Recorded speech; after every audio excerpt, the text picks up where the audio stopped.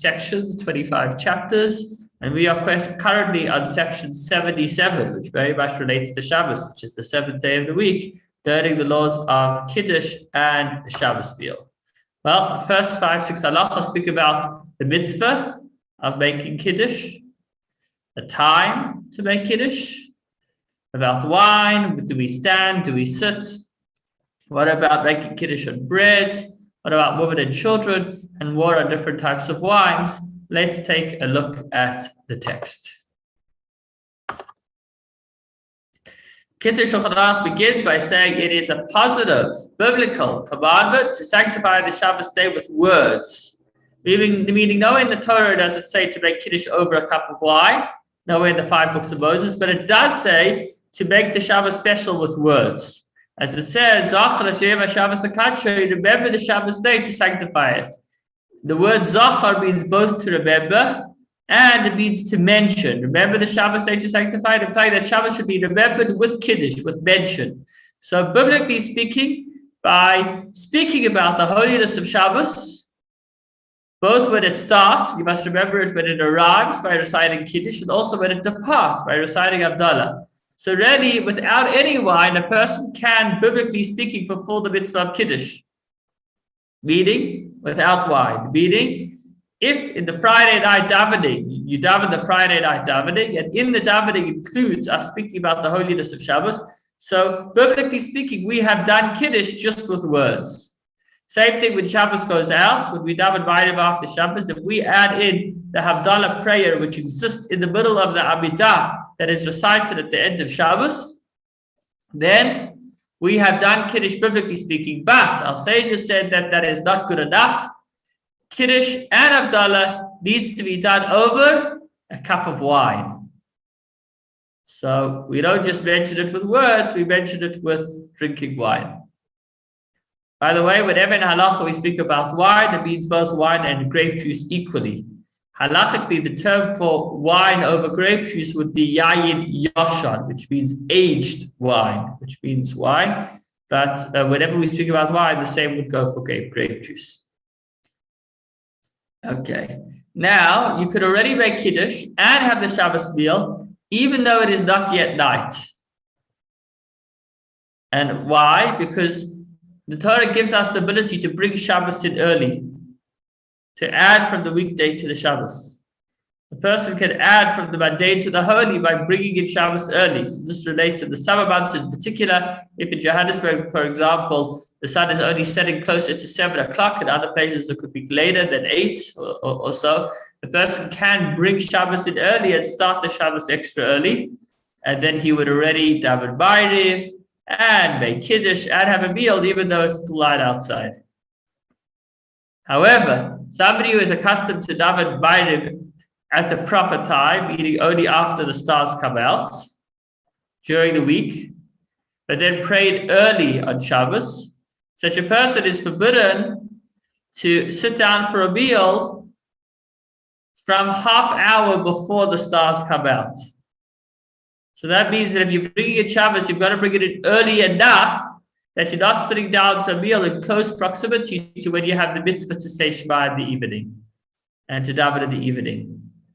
If it's still more than half an hour before the time of davening, you could sit down for a meal and then you could continue with your meal. And then when the time of stars coming out arrives, you could pause for a moment and say the Shema, resume your meal, and after the meal, you could daven Ma'ariv. But within 30 minutes of the time to daven Ma'ariv, within 30 minutes before the stars coming out, it's not a time to sit down for a meal, even for a Shabbos meal, if you're not accustomed to do so during the week. If therefore it is only half an hour until nightfall, rather wait until the stars come out, and then first you'll say the Shema, and only after that make Kiddush. You've already davened Ma'ariv earlier, then you'd say the Shema in the correct time, and then you would make Kiddush. It's forbidden to eat anything, even to drink water before Kiddush, which means from the moment that the sun sets up until you make Kiddush, one is not allowed to eat or drink. You're allowed to rinse your mouth, but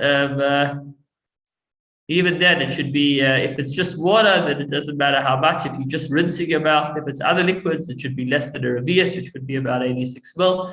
The point of the matter is that in our eagerness to fulfill the mitzvah of Kiddush, we don't want to eat or drink anything from the time that we can make Kiddush until we make Kiddush. So what that means, practically speaking, is this Shabbos, for example, the sun probably sets at around maybe 5:30, I'm guessing.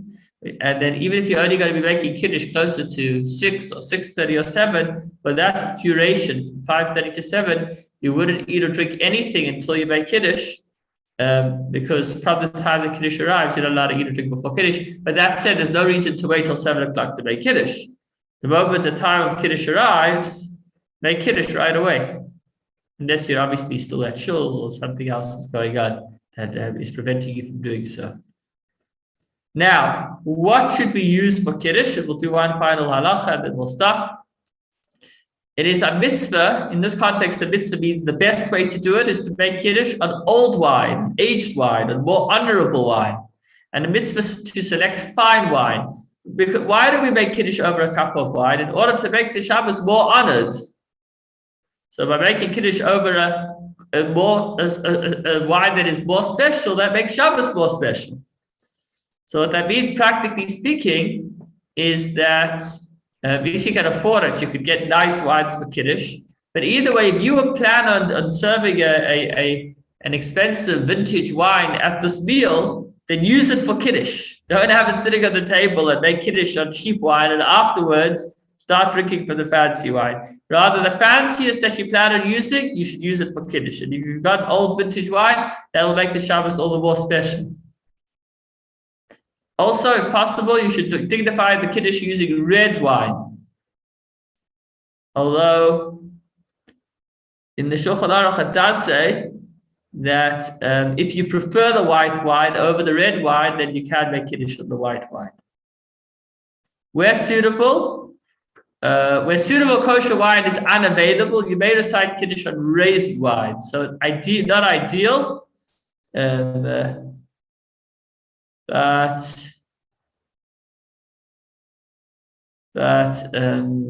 you can use raisin wine if you don't have other wine available.